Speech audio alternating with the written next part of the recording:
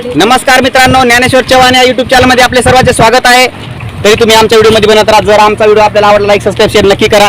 आणि आम्ही आता मेंढी पालन व्यवसायाच्या सरांची मुलाखत घेणार आहे, तरी तुम्ही आमच्या व्हिडिओमध्ये बनत राहा. राम राम बंधू. राम राम. आपण कुठले? आम्ही मोताळा, बुलढाणा जिल्ह्यातले मोताळा गाव ससरमुळी म्हणून गाव आहे आमच्यावालं. आम्ही असे रानावनात भटकत राहतो. रोडानं कुठं जिथं ठेपा भेटला तिथं मुक्काम करतो. काही काही ठिकाणी म्हणजे असा कुठं रानात जातात मेंढ्या, कोणत्या रानावाला शिव्या देतो, मारतो, हाणतो. आणि आमच्या मुला बाळाला शिक्षण नाही, काही नाही. अच्छा अच्छा अच्छा. आम्ही म्हणजे लहानपणापासून हेच धंदा करतोय. अच्छा अच्छा अच्छा. आम्हाला पेमेंट असते तरी 7,000 रुपये महिना भेटते. मालक लोक आम्हाला 7,000 रुपये महिना देतात. अच्छा अच्छा. स्वतः व्यवसाय समजा? हा, आमचा स्वतःचा व्यवसाय नाही, आम्ही कामगार गडी येतात. अच्छा अच्छा अच्छा. आपण कुठले आहेत? आम्ही मोताळा तालुका आहे आमचा, ससरमुळी म्हणून गाव आहे. ते गाव ससरमुळी तुमचं गाव आहे. मोताळा तालुका आहे. मोताळा तालुक्यातून ससर गाव आहे आणि त्या गावातून तुम्ही या इथपर्यंत आलेलात. पाय पाय चालत आले. पाय पाय चालत आला. बरं, 12 महिने तुम्ही बाहेर असता का गावाकडे असता काही दिवस? नाही, 12 महिने आम्ही बाहेरच असतो, फिरस्तीवरच असतो. आमचा धंदा जे आहे, आम्ही फिरस्तीवर राहतो. अच्छा अच्छा. तुम्ही 12 महिने फिरस्तीवर असता. बरोबर आहे, छान. फिरस्तीवर असता, परंतु हा जो व्यवसाय करीत असताना तुम्ही स्वतःचे काय याच्या मेंढी असतात का तुमच्या? नाही नाही, आमच्या स्वतःच्या काय नाही. आम्ही गडी माणसं आहेत, पुन्हा कामाला राहतो. आम्ही या मेंढ्या या व्यापाऱ्याच्या मेंढ्या आहेत. एक आम्हाला मुलमजी आहे, ते ठेप पाहणार. त्याचे काही स्वतःचे 10-5 आमच्या काही नसताना आम्हाला 7,000 रुपये महिना आहे. ठीक आहे ठीक आहे. तुम्हाला ह्या मेंढ्या 12 महिने बाहेर चालावं लागतात. तुम्ही एक कामगार आहात. तुम्ही दुसऱ्याच्या इथे सालान आहात. 6 महिने घालणारे माणसं आहेत तुम्ही.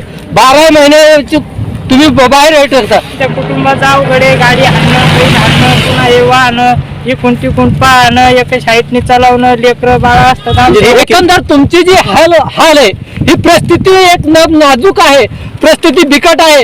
लेखांना ते कुटुंबचा पसारा जो संसार आपला गाडा आहे, हा संसाराचा गाडा गाडीमध्ये लादून हा सर्व त्यांना सांभाळावा लागतो. आणि दिवसभर तुम्हाला या मेंढरा मागे हिंडावं लागतं. हिंडत असताना तुम्हाला त्याच्या कामाचा महिन्याचा मोबदला मिळतो. बरं, तुमच्या मुलाबाळाच्या शिक्षणाची व्यवस्था काय याच्यामध्ये? आमच्या मुलाबाळाचं शिक्षण काहीच नाही. आम्ही भटकून राहिलो, आमची मुलं भटकून राहिले. अच्छा अच्छा. ठीक आहे ठीक आहे. म्हणजे तुमच्या मुलाबाळाला तुम्हाला शिक्षणाचा कुठलाही गंध नाही, काहीच नाही. तुमच्या मुलांना सुद्धा शिक्षणाचा गंध नाही. म्हणजे शिक्षणापासून आजपर्यंतही तुम्ही वंचित आहात. बरोबर आहे. म्हणे काय हरकत नाही. म्हणजे आज भारताला स्वातंत्र्य मिळून पूर्ण 70 वर्ष झाले. 70 वर्ष जरी झालेले असले की त्यांना शिक्षणापासून दूर राहावं लागतं. ते भटकती करावं लागते. 24 तास तुम्हाला परिश्रम करावं लागतात. रात्रभर या मेंढ्या सांभाळावं लागतात तुम्हाला. हो, रात्रभर सांभाळावं लागतात, दिवसा सांभाळावं लागतात. कधी पाणी येतो, कधी वारा येतो, कधी वीज पडते, कधी तुम्हाला सांगतो. ठीक आहे. तुम्हाला पाण्या पावसाचा काही निवारा काही असतो का? काहीच नाही, काहीच नाही. काहीच नाही. हा मेंढ्या उघड्यावर असतात, पाण्या पावसामध्ये तशाच असतात. तुम्ही आपला पालाचा निवारा देता आणि त्या निवारामध्ये थोडा वेळ बसता. बरोबर आहे, बरोबर. असंच तुमचा उदरनिर्वाह परंपरापासून चाललेला आहे. आज हा किती वर्षापासून तुम्ही व्यवसाय करता? आम्हाला पण कळत नाही कधी जाईन काय. आमच्या म्हणजे आई वडिलांच्या आधीचा म्हणजे आमचा जन्मच मेंढ्यातच आहे असं. आजोबापासून पंजोबापासून म्हणजे तुमचा हा व्यवसाय आहे. हा 6 महिने घालणे सुद्धा हा तुमचा व्यवसायच बनावा लागेल. पुरातन काळापासून तुम्ही मेंढ्या चारता. म्हणजे तुम्हाला कळतं तेव्हापासून तुम्ही मेंढ्या मागे. म्हणजे हा 10 ते 12 वर्षाचा मुलगा तुमच्या सोबत आहे. हा 10 ते 12 वर्षाचा मुलगा तुमच्या सोबत आहे. म्हणजे याला शिक्षण नाही, काहीच नाही. हा जसं चालायला लागला तेव्हापासून तुम्ही तुमच्या सोबतीला घेतला, कळायला लागलं तेव्हापासून तुमच्या सोबतीला घेतला. आणि तो मेंढ्या चारण्यासाठी तुम्हाला मदत करीत आहे. हो, मदत करीत आहे. एका माणसाने मुलगा पण सोबत केलाय. पण सांगत राहतात ना. हो, मग त्याच्यामध्ये तुमचं भागून जातं का 7,000? 7,000 काही भागत नाही. बरं, खाऊन पिऊन बरोबर होते. कधी सुख येते, कधी दुःख येते, कधी काय होते. पुन्हा जर नाही भागलं तर मग डबल घेणार, उचल घेऊन खातात आणि मग पुढं कटून घेतात का? हो, बाकी काहीच. कमाले बाबा यांच्याकडे काही शिल्लक उरत नाही. 7,000 रुपये महिना देतात, 7,000 रुपये त्यांना खाण्यापिण्यासाठी लागतात आणि तेवढेही ते खाऊन पिऊन घेतात. कधी अडीअडचण आली, दुःख सुख आलं तर अशा परिस्थितीमध्ये त्यांना मालकाकडून उचल घ्यावा लागते आणि पुढच्या वर्षाचे काम त्यांना उचलून घेऊन आपला उदरनिर्वाह करावा लागतो. अशा पद्धतीनं यांचं हा दैनंदिन जीवन चाललेलं आहे आणि याच्यातून यांना कशी मुक्तता मिळता येईल याची दखल घेतली पाहिजे. बरोबर आहे, बरोबर आहे. आज या समाजाचे मुलं वंचित आहे, शिक्षणापासून वंचित आहे. यांना आजही ह्या व्यवसायाला बळी पडावं लागतं. म्हणून यांच्यासाठी काही ना काही फुलाची पाकळी बरोबर आहे, बरोबर आहे. मदत केली तर या कमीत कमी मुलाबाळांचा शिक्षणाचा प्रश्न सुटेल. यांचे मुलंबाळ कुटुंब राहू शकेल. हे 6 महिने जरी घातले तर यांचं कुटुंब कुठेतरी राहू शकेल. बरोबर आहे, बरोबर आहे. बरं, 7,000 पत्नी आणि तुम्ही सर्वच असता का?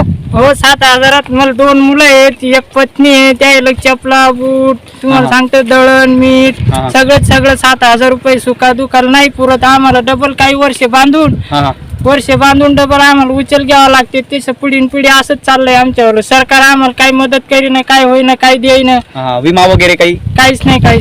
तुम्ही या मेंढ्याचा विमा, तुमचा विमा, तुम्ही पाण्या पावसात वीज वाऱ्यात सर्वत्र राहता.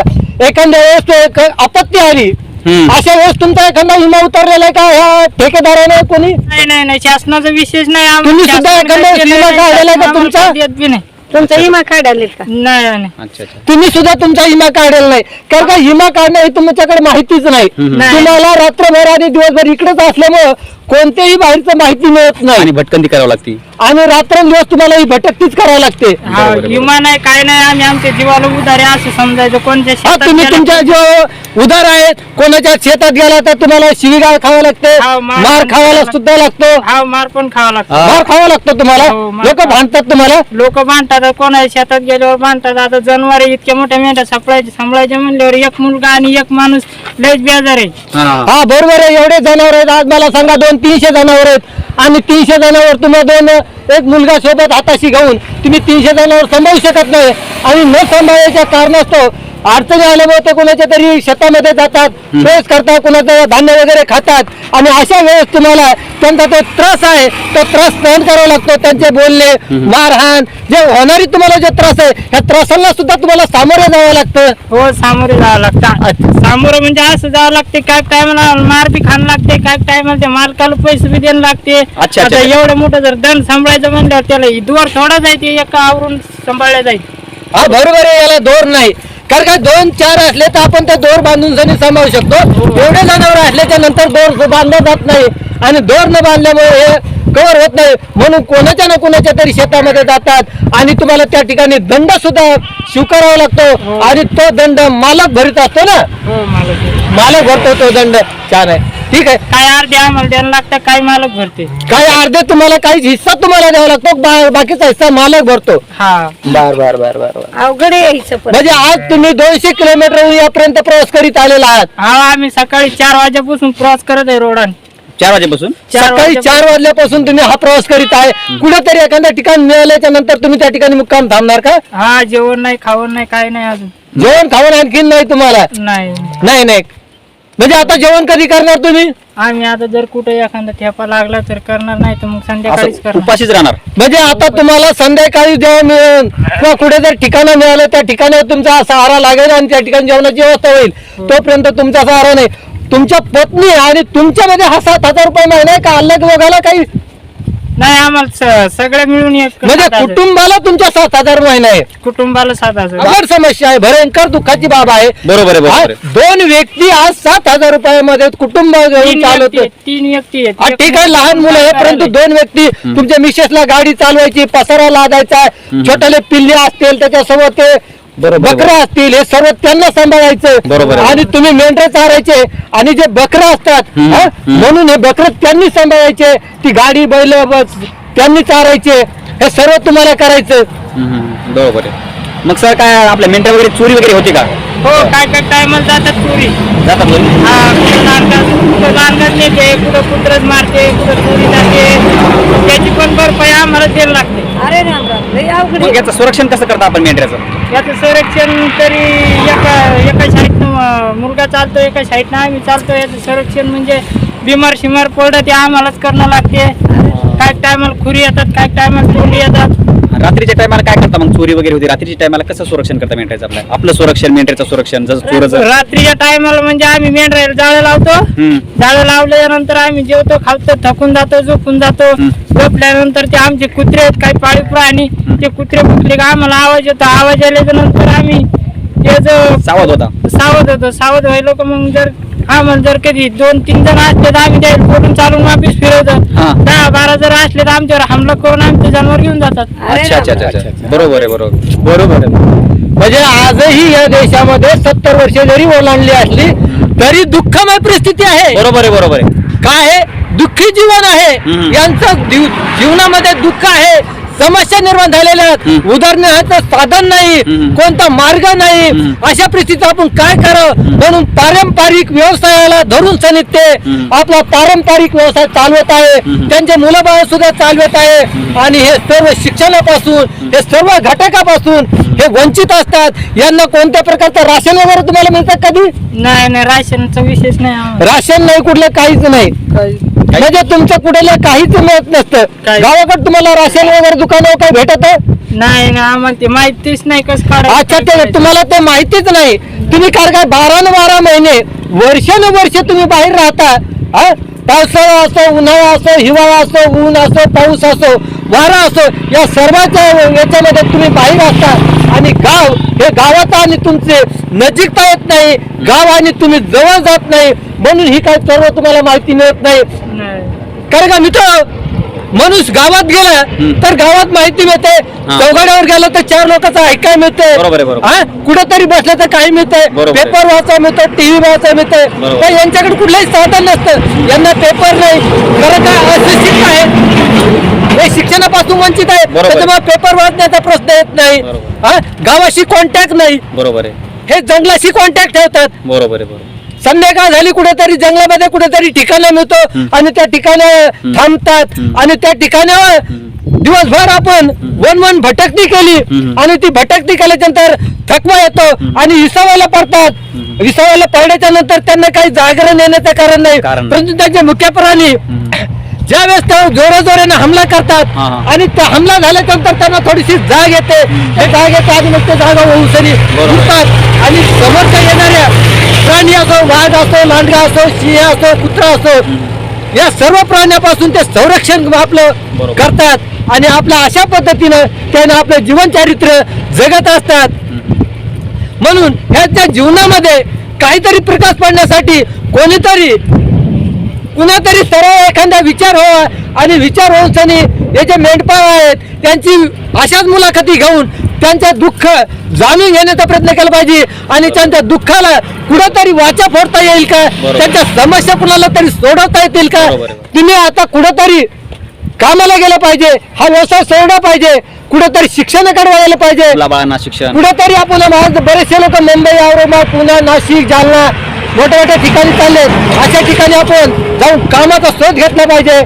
त्या ठिकाणी जाऊन स्थानिक झाले पाहिजे. आणि स्थानिक जर झालात तर तुमच्या मुलाबाळांना शिक्षण मिळेल आणि येणारी भविष्याची तुमची जी पिढी आहे ही सुशिक्षित बनल. बरोबर आहे, बरोबर.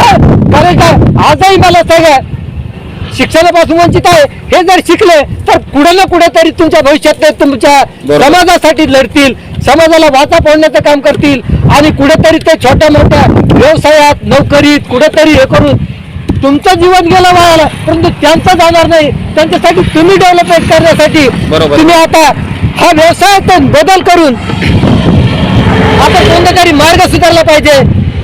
या मार्गाचा कोणाच्या तरी मार्ग गेलं पाहिजे आणि कोणाच्या मार्ग जाऊन कोणाचं मार्गदर्शन घेऊन गावाकडे गेलं पाहिजे. गावात कोणाची चर्चा केली पाहिजे. बंधूंना आम्ही हे किती दिवस करायचं, गावात सरपंच असतील, कोणी असतील, आमचं राशन कार्ड नाही, आम्हाला कोणतं तहसील माहित नाही, काही नाही. या सर्वांना आम्हाला जर हे केलं, आम्ही जर गावात गेलो तर गावातले लोक आम्हाला म्हणतात तुम्ही रहिवासी काहीच नाही आमच्या गावाकडे, तुम्ही फिरस्तीवर आहे, तुमचं काहीतरी कुरूप द्या आम्हाला, आम्ही काहीतरी करू. आमच्याकडे कुरूपच नाही, आम्ही गावातच नाही, आमच्याकडे कुरूप कुठून येणार. आतापर्यंत तुमचं आधार कार्ड काढले? काहीच नाही. आधार कार्ड तुमच्याकडे नाही, पुरावा नाही. पुरावा म्हणजे या देशामध्ये आहेत म्हणजे याचा पुरावा तुमच्याकडे नाही. बंधूंनो, आजही या देशामध्ये काही लोक आहेत की त्या आजही मतदानापासून वंचित आहेत. आज या माणसाचं वय, माझ्या अंदाजानुसार याचं माणसाचं वय 30 ते 35 वर्ष आहे. बंधू, आपण एखाद्या वेळेस मतदानाचा अधिकार बजावला? काहीच नाही. आज मतदानाचं करताच येत नाही. अंगठा कुठं टाको हे पण माहिती. बंधूंनो, आज या माणसाचं 35 ते 30 वर्ष वय आहे. या माणसाला मतदानाचा पासून वंचित आहे. मतदान कसं करायचं, कशी वोटिंग करायची याचं कोणतंही ज्ञान नाही. माझं तरी मत आहे असे 10% तरी लोक आहेत की त्यांना मतदानापासून वंचित आहेत. त्यांना आधार कार्ड नाही, कोणतं राशन कार्ड नाही. हे सर्व त्यांना मिळालं पाहिजे आणि मिळाल्याच्या नंतर त्यांची प्रगती व्हायला योगदान मिळेल. आधार कार्डसाठी तुम्हाला टीसीचा पुरावा लागतो. आम्ही शाळेतच गेलो नाही तर टीसी कुठून काढायची? म्हणजे तुम्ही शाळेत नसल्यामुळे टीसीचा पुरावा नाही आणि पुरावा नसल्यामुळे तुम्हाला राशन कार्ड आधार कार्ड मिळत नाही आणि त्यांचा लाभ भेटत नाही आणि कोणत्याही योजनेचा लाभ भेटत नाही. तुम्ही गावात जाऊन तसं तुम्ही हे करा ना. आम्ही गावात जाऊन आमच्या ते टीसीचा मिळच नाही तर आम्हाला लोक म्हणतात जन्मतारीख आणा, तुम्हाला काय करा. आमचे वडील वारून 20 वर्ष झाले. हा बरोबर आहे. वडील वारून 20 वर्ष झाले. माई शेतात जाते, आमच्या मागे हिंडते, लेकरा बाळा सोबत राहते. तिला जन्मतारखेचा काहीच पुरवठा नाही. दादा माझं म्हणजे आयुष्य असं झालं की मला कोणतेच साधन नाही. बाबा बंधूंनो, हा जो व्यक्ती आहे या व्यक्तीला राशन कार्ड नाही, आधार कार्ड नाही. 20 वर्षापूर्वी वडील वारलेले आहेत आणि आई आपली या बालकांना घेऊन हा व्यवसायात 6 महिने ठेवून सनी आपला उदरनिर्वाह करून, आपल्या बालकांचा उदरनिर्वाह करून हे कुटुंब चालवण्याचा प्रयत्न करत आहे. म्हणून यांना कुठेतरी एखादा मार्ग मिळाला पाहिजे. आणि जे काही असे व्यक्ती आहेत की ज्यांच्याकडे कुठलाही आधार कार्डाचा मागण्यासाठी पुरावा नाही, तर माझं एक मत आहे की यांना कुठेतरी त्यांच्या स्वतःच्या रिक्षावर त्यांना एक आधार कार्ड मिळालं पाहिजे. कारण का आपण हर एक ठिकाणी गेलं तर आपला चेहऱ्याची ओळख दाखवतो, म्हणून यांच्या चेहऱ्याची ओळख घेतली पाहिजे. आणि यांची एक चेहरा हा या भूमीवर एक त्यांचा चेहरा आहे. आपण ज्या धर्तीवर जन्मलो आणि आपण या धर्तीवर जन्मलेला आहे हा त्यांच्याकडे एक पुरावा आहे. ते हिंडते फिरत आहेत, ते व्यवसाय करतात, हा त्यांच्याकडे एक पुरावा आहे. कारण काय वर्षानुवर्षे हे गुलामगिरीत आहेत, पारंपरिक व्यवसायामध्ये गुंतलेले आहेत आणि त्याच्यामुळे त्यांच्याकडे कुठले पुरावे नाहीत. कुठेतरी एखाद्या गावात गेल्याच्या नंतर फक्त त्यांना सांगता येतं आमचा जिल्हा तालुका हे आहे, तर त्या ठिकाणी शाळेत गेल्याच्या नंतर मास्तर पुरावा देत नाही. कारण का मास्तर कुठून देणार, त्याच्याकडे काही लिखापडीच नाही तर तो कुठला देणार. परंतु गावातील काही मंडळींनी पुढाकार घेऊन यांना मदत करावी आणि तहसील कार्यालयाच्या ठिकाणी जाऊन यांचा आधार कार्ड काढण्यात यावा. दिवसभरामध्ये कमीत कमी 50 ते 60 किलोमीटरची रनिंग करतात, हा त्यांच्याकडे एक पुरावा आहे. मेंढपाळ चारतात, हा एक पुरावा आहे. म्हणून त्यांना या पुराव्याच्या आधारे राशन कार्ड मिळावा आणि त्यांना आधार कार्ड मिळालं तर नक्कीच उद्या राशन कार्ड मिळेल आणि त्यांच्या भविष्यातल्या येणाऱ्या मुलाबाळांना त्याचा फायदा होईल आणि त्यांचे मुलाबाळ हे शिक्षणापासून वंचित राहणार नाहीत. आणि यांचं बँकेमध्ये पण खातं नसेल आपलं. बँकेचं खातं कसं खोलतात, काय खोलतात, कसे टाकतात, काय काढतात याचा विषयच नाही. आता मी सांगतो, मी माझ्या काही जबाबदारीवर काही दिवस माझं घर चालवलं. पुन्हा आता मुलगा सोबतीला केला आणि ह्या मेंढ्या सांभाळून 7,000 रुपये महिन्यामध्ये सांभाळून चालून राहिलो तरी पण पुरवठी पडत नाही. काय म्हणजे 7,000 तुम्ही आणि हा तुमचा मुलगा दोघे पण 7,000 काम करतात आणि ते सांभाळणे हे करणे ते आमच्या बाया माणसालाच करावं लागते. मग सुखदुःख कसं होणार आपलं वार्षिक सुखदुःख आल्यानंतर काही दिवस मालकाला सांगणं लागते की आम्ही पुढचं वरीस तुला तुमच्या इथं मेंढ्या मागे घालू, आम्हाला आजची आड पडली, आम्हाला काही 10,000 20,000 30,000 रुपये असे लागतात सुखादुखाला, तेव्हा ते आम्हाला देतात. आमचं जीवन म्हणलं तर अवघड आहे, कठीण आहे जीवन. मग आपले प्रश्न कोणी सोडत नाही का सर? आपले प्रश्न कोणी सोडतच नाही. आमच्या प्रश्नाला कोणताच वालीसदार नाही, आमदार नाही, खासदार नाही, मंत्री नाही, संत्री नाही, कोणीच नाही आमच्या प्रश्न. मग आपली अपेक्षा काय आहे? आमची अपेक्षा अशी काहीतरी सरकारनं आम्हाला काहीतरी मालक लोकांचं समजलं पण जे गरीब माणसं आहेत त्यांच्यासाठी काहीतरी निर्धार होऊन आम्हाला काय फुल नाही फुलाची पाकळी द्यावा अशी माझी इच्छा आहे. मदतीला कोणतंच नाही, सरपंच नाही, कोणतंच नाही, कोणच नाही आमच्या दवाखान्याची याची व्यवस्था तुम्ही कशा पद्धतीने करीत असता? आम्ही दवाखान्याची व्यवस्था लग्न झाल्यानंतर आमचं लग्न झालं काही झालं तर आम्ही असतात भटकी समाज म्हणलं म्हणजे असं राहणारच राहतो आम्ही. जर दवाखान्याची वेळ आली तर जे गाव जवळ दिसन त्या गावात आम्ही दवाखाना करत असतो. ज्या जवळ असन त्या ठिकाणी दवाखाना करायचा. प्रसूतीची वेळ आली तर प्रसूती ही शेतानेच केली जाते. हो शेतानच शेतानेच केली जाते. 2 नातेवाईक बोलून घेतले असता 2 दिवसांना अगोदर. नाही 2 दिवसांना अगोदर कोण यायला लागला. आमचा सगळा समाज असा आहे ज्याची त्याला मेंढ्याची येऊन पडते. कुठं चारा नसतो, कुठं पाणी असते, कुठं पाणी असते, कुठं चारा नसतो. त्याच्यामुळे हे सर्व जबाबदारी तुमची तुम्हालाच पार पाडावं लागते. आम्हालाच पार पाडावं लागतं. धन्यवाद बंधू, आपण आम्हाला हे मौल्यवान माहिती दिली आणि आम्हाला ही माहिती सांगितली. ही माहिती आम्ही कुठेतरी एखाद्या ठिकाणी आपले म्हणणं मांडण्याचा प्रयत्न करू. आम्ही काही कोणताही वारस नाही, आम्ही कोणते काही नाही. आम्ही तुमच्यासारखेच एक व्यक्ती आहेत आणि तुमचेच बंधू आहोत. परंतु आम्हाला ही आम्ही दुःख जाणून घेतलं, दुःख जाणून दुःख माहिती घेण्याचा प्रयत्न केला की खरं दुःख आहे का सुख आहे, की तुम्ही दुःखात आहात का सुखात आहात. आम्ही आज गाडीवर हिंडतो, आम्ही आज रोडवर हिंडायला लागलो, परंतु तुम्ही पायी चालले. म्हणजे तुमची व्यथा आणि आमची व्यथा ही काय हे आम्हाला बघायची होती. म्हणून आम्ही तुमची माहिती घेतली, विचारपूस केली आणि तुम्ही आम्हाला हे जे मार्गदर्शन केलं, तुम्ही आम्हाला जे सांगितलं याच्याबद्दल मी आमचे धन्यवाद मानतो. आणि मी एकच विचार तुम्हाला देऊ शकतो सल्ला, की आपण आता आपला व्यवसाय बदलून आपण मुलाबाळांसाठी कुठेतरी एखाद्या सिटीमध्ये जाऊन काम करावा. आणि सिटीत जाऊन कुठं जावा, कसं जावा, नाही काहीतरी करा. जसं आज जंगल धुंडून सनी जंगलामध्ये निवारा धुंडताय त्याच पद्धतीनं तुम्ही सिटीमध्ये जाऊन आपला निवारा धुंडायचा.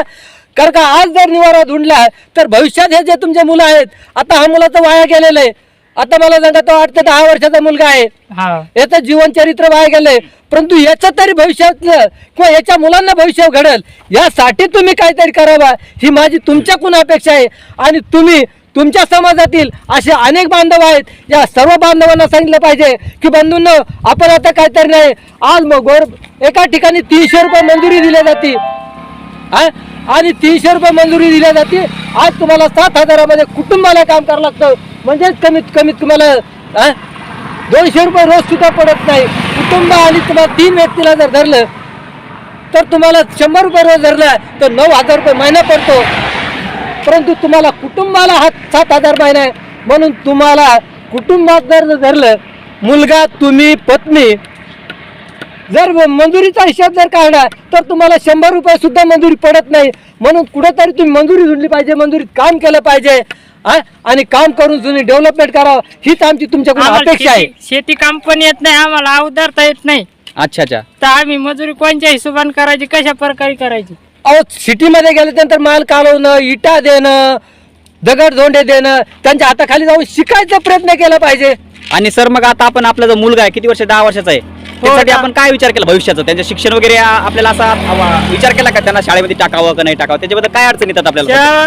शाळेत टाकायचा होता, परंतु एक इच्छा अशी झाली, त्याला जर शाळेत टाकलं तर आपल्यावर कोणता टाइम येईन, आपल्याकडे पैसे असावे, त्याच्यामुळे मी कामाला लागलो. माझा मुलगा पण कामाला लावला आणि ते पैसे मी काही सुखादुखासाठी साठवून ठेवलेले. मग आतापर्यंत आपण कोणाला अशी मदत मागली का, कोणापर्यंत गेलात का, मला मदत करा आमच्या मुलांना शिकवायचं, काही आमची मदत करा, असं कोणाला पर्यंत गेलात का आतापर्यंत. काय केले होते 1-2 गावामध्ये, कुठं टाकावं, शाळेत कुठं टाकावं, काही कोण बोललं नाही मदतीसाठी. आमच्या गावात आमचं नाही, ते कुणी त्याला कोणाच्या बरोबर शाळेत टाकायचं. अच्छा. बंधूंनो, आज गव्हर्नमेंटचे वसतिगृह आहेत, शासनाचे वसतिगृह आहेत, परंतु तुमच्या मुलांना तुम्ही कुणातरी एखाद्या वसतिगृहात जाऊन ठेकेदाराला सांगून, कुणातरी ठेकेदाराला सांगायचं की बाबा आता माझं जीवन तुमच्याकडे संपलेलं आहे, हे संपणार आहे, परंतु माझ्या मुलाचं जीवन घडण्यासाठी मला कुठेतरी टाकायचं. तर तुमच्या मार्गदर्शनाखाली कुठेतरी वसतिगृहामध्ये त्याला प्रोत्साहन दिलं पाहिजे. म्हणजे अशा वसतिगृहाच्या ठिकाणी खाण्याची, राहण्याची, कपड्याची व्यवस्था होते. अशा ठिकाणी जर तुम्ही मुलांना पाठवलं तर कमीत कमी तुमचे मुलं पुढे डेव्हलपमेंट होते आणि डेव्हलपमेंट झाली तर भविष्यात तुम्ही थकल्याच्या नंतर तर तुम्हाला सहारा देतील आणि तो खरा तुम्हाला सहारा राहील. याच्यासाठी तुम्ही तुमच्या मुलांना वसतिगृह ज्याही तुमच्या जिल्ह्यामध्ये असतील, तालुक्यात असतील, गावाजवळ एखादी संस्था असेल, नजीक कुठं काही असेल, अशा ठिकाणी आपल्या मुलांना वसतिगृहामध्ये प्रवेश दिला पाहिजे आणि वसतिगृहात प्रवेश देऊन त्याचं शिक्षण करावं, हे आमची अपेक्षा तुमच्याकडून आहे. आणि हे तुमच्याच गुण नसून तुमच्या अनेक बांधवांकडून अशी अपेक्षा आहे की आपल्या सर्व समाजातील बांधवांनी आपले लहान मुलं आहेत ते कुठेतरी एखाद्या वसतिगृहात टाकलं पाहिजे, त्यांना शिक्षणाचा प्रवाहामध्ये आणलं पाहिजे आणि शिक्षणाच्या प्रवाहामध्ये जर आणलं तर त्यांचं जीवन सुधारण्यासाठी प्रयत्न होतील. भेटूया दुसऱ्या भागामध्ये. तोपर्यंत लटरा शेपरा, जय हिंद, वंदे मातरम.